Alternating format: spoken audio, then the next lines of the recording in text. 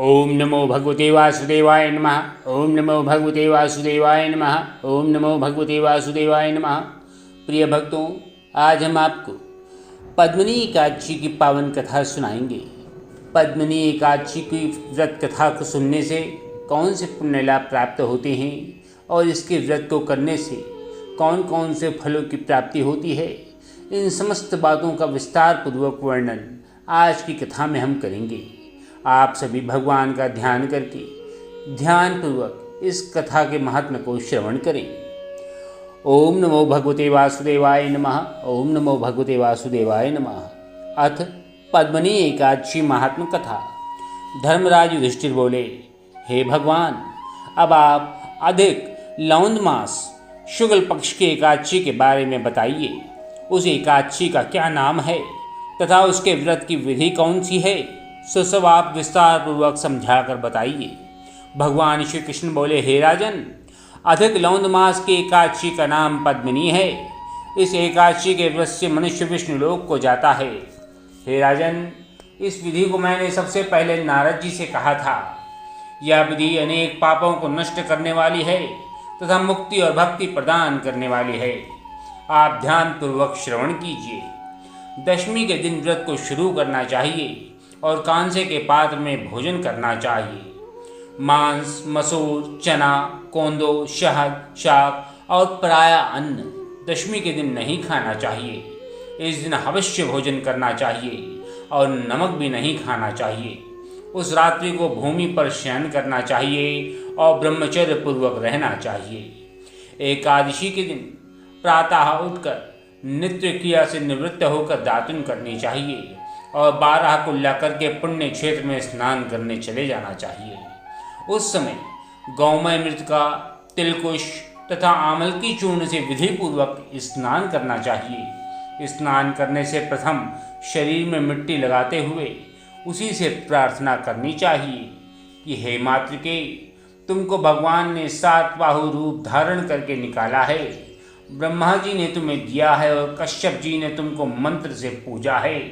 इसलिए तुम मुझे भगवान की पूजा करने के लिए शुद्ध बना दो। समस्त औषधियों से पैदा हुई, गौ के पेट में स्थित रहने वाली और पृथ्वी को पवित्र करने वाले तुम मुझे शुद्ध करो। ब्रह्मा की थूक से पैदा होने वाली रात्रि तुम मेरे शरीर को छूकर मुझे पवित्र करो। हे शंख चक्र गदाधारी देवों के देव जगन्नाथ, आप मुझे स्नान के लिए आज्ञा दीजिए। इसके उपरांत वरुण मात्र को जप करके स्नान करना चाहिए। पवित्र तीर्थों के अभाव में उनका स्मरण करते हुए किसी भी तालाब में स्नान किया जा सकता है। स्नान करने के पश्चात सफ़ेद पड़े वस्त्रों को धारण करना चाहिए तथा संध्या तर्पण करके मंदिर में जाकर भगवान की पूजा करनी चाहिए। स्वर्ण सहित भगवान की प्रतिमा या पार्वती सहित महादेव की प्रतिमा बनाकर उसका पूजन करना चाहिए। धान्य के ऊपर मिट्टी या तांबे का घड़ा रखना चाहिए। उस घड़े को वस्त्र तथा गंध आदि से सुशोभित करके उसके मुंह पर तांबे, रुपया, सोना इत्यादि का पात्र रखना चाहिए। उस पात्र पर भगवान की प्रतिमा को रखकर धूप, दीप, नैवेद्य, पुष्प, चंदन आदि से उनकी पूजा करनी चाहिए। उसके उपरांत भगवान के सम्मुख नृत्य गान आदि करना चाहिए। उसे करने से भगवान अति प्रसन्न होते हैं। उस दिन पतित तथा रजस्वला स्त्री का स्पर्श नहीं करना चाहिए। उस दिन असत्य भाषण तथा गुरु और ब्राह्मण की निंदा भी नहीं करनी चाहिए। उस दिन भक्तजनों के साथ भगवान के सामने पुराण की कथा सुननी चाहिए। अधिक लौंद मास की शुक्ल पक्ष की पद्मिनी एकादशी का व्रत निर्जला करना चाहिए। यदि मनुष्य शक्तिवान हो तो उसे जलपान या शुद्धाहार से व्रत करना चाहिए। रात्रि में जागरण करके नाच और गान के साथ भगवान का ध्यान करते रहना चाहिए। प्रति पहर मनुष्य को भगवान या महादेव जी की पूजा करनी चाहिए। भगवान को पहले पहर में नारियल, दूसरे में बिल्वपत्र, तीसरे में सीताफल और चौथे में सुपारी, नारंगिया इत्यादि का अर्पण करना चाहिए। इससे पहले प्रहर में अग्निहोम का, दूसरे में वाजपेयी यज्ञ का, तीसरे में अश्वमेघ यज्ञ का और चौथे प्रहर में राजसू यज्ञ का फल प्राप्त होता है। इस फल से अधिक संसार में न यज्ञ है, न विद्या है, न तप है, न दान है। एकादशी का व्रत करने वाले मनुष्य को समस्त तीर्थ और यज्ञों का फल प्राप्त हो जाता है। इस तरह से सूर्योदय तक जागरण करना चाहिए और स्नान करके ब्राह्मणों को भोजन कराना चाहिए। सब पदार्थ भगवान की प्रतिमा सहित ब्राह्मण को देना चाहिए। इस प्रकार जो मनुष्य विधिपूर्वक भगवान की पूजा तथा व्रत करते हैं उनका जन्म सफल हो जाता है और इस लोक में अनेक सुखों को भोग कर वे अंत में विष्णुलोक को प्राप्त होते हैं। हे राजन, मैंने आपको एकादशी के व्रत का पूरा विधान बतला दिया है। अब जो पद्मिनी एकादशी का भक्तिपूर्वक व्रत करते हैं उनकी कथा कहता हूँ, आप ध्यानपूर्वक श्रवण करें। एक सुंदर कथा पुलत्स्य जी ने नारद जी से कही थी। एक समय कार्तवीर ने रावण को कारागार में बंदी बनाकर रखा था। उसको पुलत्स्य जी ने कार्तवीर की विनय करके छुड़ाया। इस घटना को सुनकर नारद जी ने पुलत्स्य जी से पूछा कि हे महाराज, उस महावीर रावण जिसने समस्त देवताओं सहित देवराज इंद्र को जीत लिया था, उसको कार्तवीर ने किस प्रकार जीता, सो आप मुझे समझाकर बताइए। इस पर पुलत्स्य जी बोले, हे नारद, आप पहले कार्तवीर की उत्पत्ति की कथा सुनिए। त्रेता युग में माहिष्मती नाम की नगरी में उपकीर्तिवीर राजा राज्य करता था। उस राजा के 100 स्त्रियां थीं।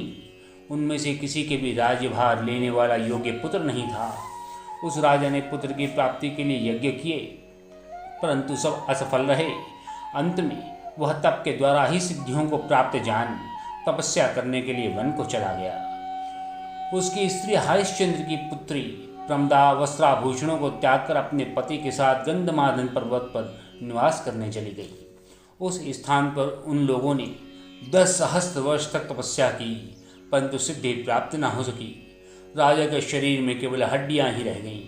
यह देखकर प्रमदा ने विनय सहित महासुदी अनुसुईया से पूछा कि मेरे पतिदेव को तपस्या करते हुए 10 सहस्त्र वर्ष बीत गए, परंतु अभी तक भगवान प्रसन्न नहीं हुए हैं जिससे मुझे पुत्र की प्राप्ति हो सके। अब आप ही कोई उपाय बतलाइए या कोई व्रत बतलाइए जिससे मुझे पुत्र की प्राप्ति हो। इस पर महासती अनुसुईया जी बोली कि अधिक लौंद मास जो कि 32 महीने के बाद आता है, उसमें 2 एकादशियाँ होती हैं, जिसमें शुक्ल पक्ष की एकादशी का नाम पद्मिनी और कृष्ण पक्ष की एकादशी का नाम परमा है। उसके जागरण और व्रत करने से भगवान तुम्हें अवश्य ही पुत्र प्रदान करेंगे। इसके पश्चात अनुसुईया जी ने व्रत की विधि बतलाई। रानी ने अनुसुईया की बतलाई हुई विधि के अनुसार एकादशी का व्रत और रात्रि में जागरण किया। इससे भगवान विष्णु उस पर अत्यंत प्रसन्न हुए और वरदान मांगने के लिए कहा। रानी इस पर भगवान की स्तुति करने लगी। रानी ने कहा कि आप यह वरदान मेरे पति को दीजिए। प्रमदा का वचन सुनकर भगवान विष्णु बोले कि हे प्रमदे, मलमास मुझे बहुत प्रिय है, जिसमें एकादशी का व्रत तथा रात्रि जागरण तुमने विधिपूर्वक किया, इसलिए मैं तुम पर बहुत प्रसन्न हूँ। इतना कहकर भगवान विष्णु राजा से बोले, हे राजेंद्र, तुम अपनी इच्छा के अनुसार वर मांगो, क्योंकि तुम्हारी स्त्री ने मुझे प्रसन्न किया है। भगवान की सुंदर वाणी को सुनकर राजा बोला, हे भगवान, आप मुझे सबसे श्रेष्ठ, सबके द्वारा पूजित तथा आपके अतिरिक्त देव दानव मनुष्य आदि से अजय उत्तम पुत्र प्रदान कीजिए। भगवान उससे तथास्तु कहकर अंतर ध्यान हो गए। वह दोनों अपने राज्य को वापस आए। उन्हीं के वह कार्तवीर उत्पन्न हुए थे। वह भगवान के अतिरिक्त सबसे अजय थे। इसी से उन्होंने रावण को भी जीत लिया था। यह सब पद्मिनी के व्रत के प्रभाव के कारण ही संपन्न हुआ। नारद जी से इतना कहकर पुलत्स्य ऋषि वहाँ से चले गए। भगवान बोले कि हे महाराज, यह मैंने अधिक लौंद मास की शुक्ल पक्ष की एकादशी का व्रत कहा है। जो मनुष्य इस व्रत को करता है वह विष्णु लोक को जाता है।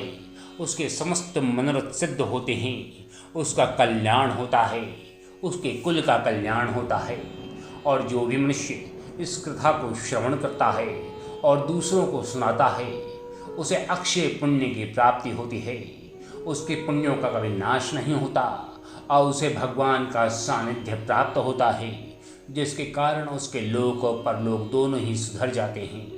अतः अंत में हम ये कह सकते हैं कि भगवान श्री हरि विष्णु को एकादशी का व्रत और एकादशी की कथा अत्यंत प्रिय है और एकादशी का व्रत धारण करने वाले साधक भगवान के सानिध्य को निश्चय ही प्राप्त करते हैं। ओम नमो भगवते वासुदेवाय नमः। ओम नमो भगवते वासुदेवाय नमः। ओम नमो भगवते वासुदेवाय नमः।